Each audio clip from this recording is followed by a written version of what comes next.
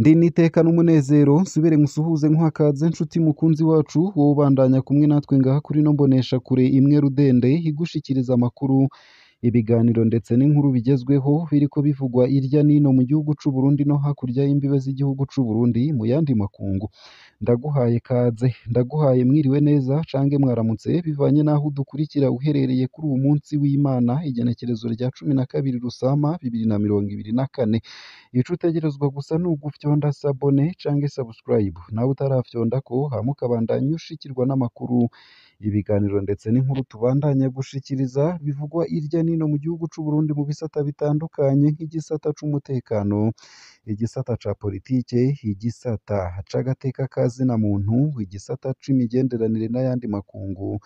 igisata c'uburimyi n'ubworozi igisata c'indero igisata c'inkino ndetse n'ibindi bisata bitandukanye ano makuru rero harabafatiye ku ngingo nkuru zikurikira umurwi CNIDH wa Sixte Virginini Muraba waraye utakaje iteka bita statut A ikimenyetso gikomeye ko icizera amakungu yari yagiriye perezida Ndayishimiye kigeze habi mu myaka 6 gusa umurwi CNIDH utakaje statut A inshuro zibiri irya mbere hari ku ntwaro ya perezida Nkurunziza muri ntwarane 2018 CNIDH aho kwiyamiriza ihonyangwa ry'agateka kazina muntu mu kiringo ca gatatu ca Nkurunziza yavyina ubutegetsi yasigura amafuti y'ubutegetsi ikagwanya abaharanira agateka kazina muntu mu mwaka w'ibihumbi 2019 CNIDH yahawe umurongozi mushasha ariwe yitwa Sixte Virginini Muraba uyu mu mwanya wa mbere yaragerageje kuganira n'abaharanira agateka kazina muntu bahunze yasa n'uwufise intumbero yo guhindura uko CNIDH ikora umuzo wa perezida Ndayishimiye ku butegetsi mu mwaka w'ibihumbi 2020 waratanze icizere mu makungu Sixte Virginini Muraba yabonetse ari mu begereye cane perezida Ndayishimiye ibi vyatumye CNIDH ikurwa ko ibihano irasubirana iteka rya statut A mu mwaka w'ibihumbi 2021 ingingo yafashwe mu gihe amakungu yari karakuraho ibihano nka vyose vyari vyafatiwe Uburundi mu kiringo ca gatatu ca Nkurunziza vyinshi kuri iyo nkuru ni mukanyi mu buryo burambuye ntuje kure nayo kandi yindwi turangije Uburundi bwayibuzemwo umwe mu bakozi b'Imana b'intabagirwa igihugu cacu cibarutse ariwe yitwa Pasiteri Elia Ndikunkiko umwungere w'ishengero rya Pentecote ikiremba hano tubasangize amagambo yiwe ya nyuma mu murimo Imana yari yaramushinze yayavuze ku munsi w'Imana uheze igenekerezo rya 5 z'ukwezi kwa 5 2024 mu gisagara ca Ottawa muri Canada yari yigishije yibutsa abakristu kudatakaza ukwizera kwabo iminsi ibiri inyuma y'ubu butumwa umukozi w'Imana yarashengeye ku myaka 86 y'amavuko ndasubiriye kwifatanya n'umuryango w'umuhisi be n'abakristu bose b'ishengero rya Pentecote mu Burundi kuri mwese bagenzi mukurikirana runo rubuga umunsi mwiza wo guhimbaza Imana nayo mu bindi kandi ivyerekeye ibisasu ntezwantoke bimaze iminsi biterwa mu gisagara ca Bujumbura ngo bibandanya kwibonekeza neza ko birimwo ibinyegezwa vyinshi nk'uko biriko biravurwa na bamwe n'abandi aho ni mu gihe kuri ubu wa 11 Rusama Petero Nkurikiye avugira ubushikiranganji bw'umutekano yatanze ikiganiro ku banditsi n'abamenyesha amakuru aho yamenyesheje ko bahejeje amatohoza yabo ku ruhande rw'ubushikiranganji avugira yamara ngo icatangaje bamwe n'abandi ngo kandi cerekana ko vya bintu hari rementanya ririko rirakorwa n'ubutegetsi ngo mbere bishoboka ko ibiriko biraba vyo gutera ibisasu ntezwantoke vyateguwe na bamwe bo mu nzego z'igihugu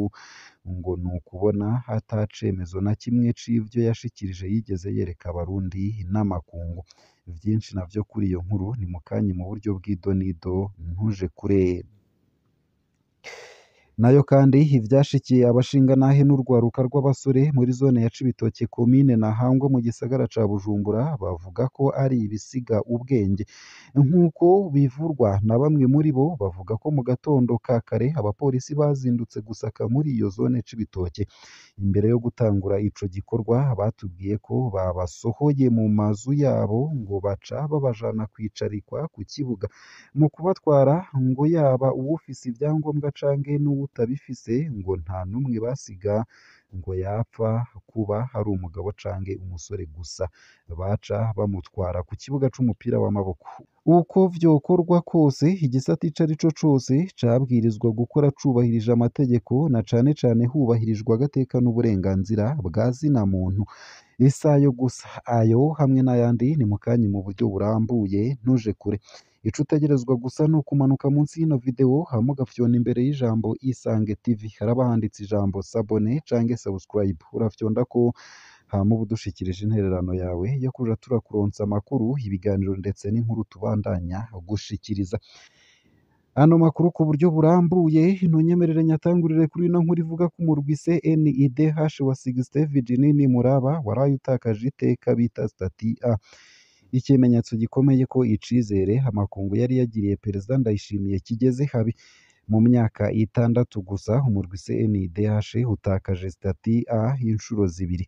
irya mbere hari ku ntwaro ya perezida Nkurunziza muri ntwarane 2018 CNIDH aho kwiyamiriza ihonyangwa ry'agateka kazina muntu mu kiringo ca gatatu ca Nkurunziza yavyina ubutegetsi yasigura amafuti y'ubutegetsi ikagwanya abahanira agateka kazina muntu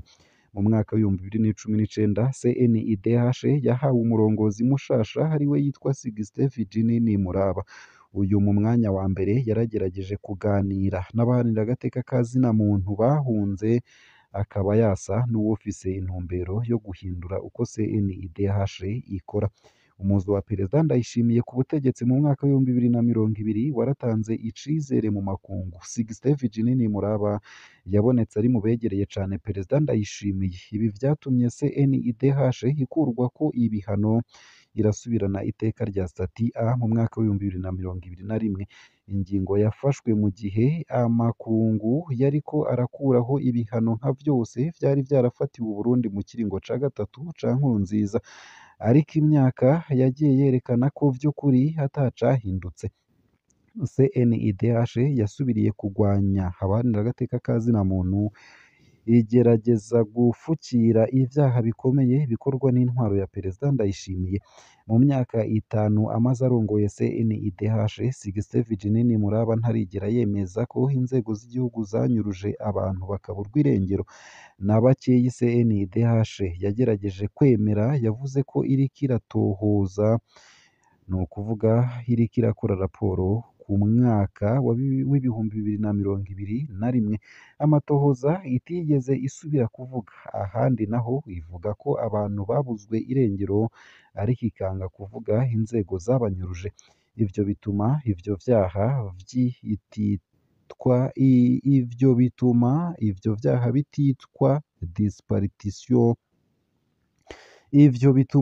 vyaha bititwa disparition force ni nk'uko CNIDH idashobora kuvuga ubwicanyi bwa politiki bukorwa n'ubutegetsi ikitavuzwe co ni ukuvugira impahazwa zipfungwa zizira ivyiyumviro vyazo vya politiki muri kuno kwa gatanu 2024 CNIDH yasubiriye gutakaza stati A ni ukuvuga ko itacirekuriwe gufata ijambo mu nama z'igisata ca ONU kijejwe agateka kazina muntu Conseil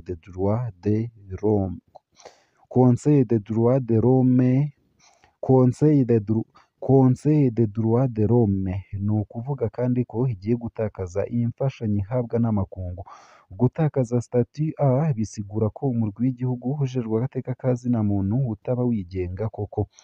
ibihano bifatiwe CNIDH ni ubutumwa butabesha ko leta ya Ndayishimiye iriko iratakaza icizere yari ifitiwe n'amakungu aho Ndayishimiye yaza ku butegetsi ibihano bifatiwe CNIDH ni ubutumwa butabesha ko leta ya Ndayishimiye iriko iratakaza icizere yari ifitiwe n'amakungu aho Ndayishimiye yaza ku butegetsi nta kiboneka nk'uwaje guhindura ibintu mu Burundi Nayo mu yandi makuru kandi nuko ivyerekeye ibisasu ntezwantoke bimaze iminsi biterwa mu gisagara ca Bujumbura ngo bibandanya kwibonekeza neza ko birimwo ibinyegezwa vyinshi nk'uko biriko biravurwa na bamwe n'abandi. Aho ni mu gihe kuri uwu wa 11 Rusama Petero Nkurikiye yavugira ubushikiranganji bw'umutekano yatanze ikiganiro ku banditsi n'abamenyeshamakuru aho yamenyesheje ko bahejeje amatohoza yabo ku ruhande rw'ubushikiranganji avugira. Yamara ngo icatangaje bamwe n'abandi ngo kandi cerekana ko vya bintu ari irementanya ririko rirakorwa n'ubutegetsi ngo mbere bishoboka ko ibiriko biraba vyo gutera ibisasu ntezwantoke vyateguwe na bamwe bo mu nzego z'igihugu ngo ni ukubona ata cemezo na kimwe c'ivyo yashikirije yigeze yereka abarundi n'amakungu. Abo babivuga bakabona ko kuba uwavugira ubushikiranganji bw'umutekano yagiriye ko yagiriza abarwanyi ba Red Tabara mu kuvuga ko ibiriko biraba ngo bikorwa n'umurwi w'abategurwa mu gihugu c'u Rwanda ngo hanyuma ico gihugu kigaca kibarungika mu muhari Red Tabara nayo ngo igaca ibarungika mu Burundi bakagirwa n'abari mu gihugu kugira baze gukora iterabwoba mu gihugu c'u Burundi ngo bigaragaza irementanya ridasanzwe rigamije guhisha no kunyegeza ukuri kw'ibiriko biraba. Ku bwabo ngo kandundura noneho kerekana ko ivyo Petero Nkurikiye atakuri na kumwe kuri mu vyo yashikirije ngo ni ukuba yubahutse kwagiriza Pacifique Ninahazwe arongoye ishirahamwe Focode n'isekeza Ndondeza ko ari mu bakorana n'abo bakora iterabwoba. Ivyo vyonyene ngo ata n'ikindi umuntu abanje kurondera ngo birerekana ko ivyashikirijwe na Petero Nkurikiye vyose hari ikinyoma cambaye ubusa. Ngaha akaba ariho nsoreje ano makuru nari naguteguriye hariko avugwa irya nino mu gihugu c'u Burundi no hakurya y'imbibe z'igihugu c'u Burundi mu yandi makungu. Ico utegerezwa gusa ni ukumanuka munsi y'ino video hama ugafyonda imbere y'ijambo Isange TV haraba handitse ijambo s'abone canke subscribe urafyondako hama uba udushikirije intererano yawe yo kuja turakuronsa amakuru, ibiganiro ndetse n'inkuru tubandanya gushikiriza. Ndakwipfurije kubandanya uraroranirwa ndetse no kugira ibihe vyiza n'umunsi mwiza.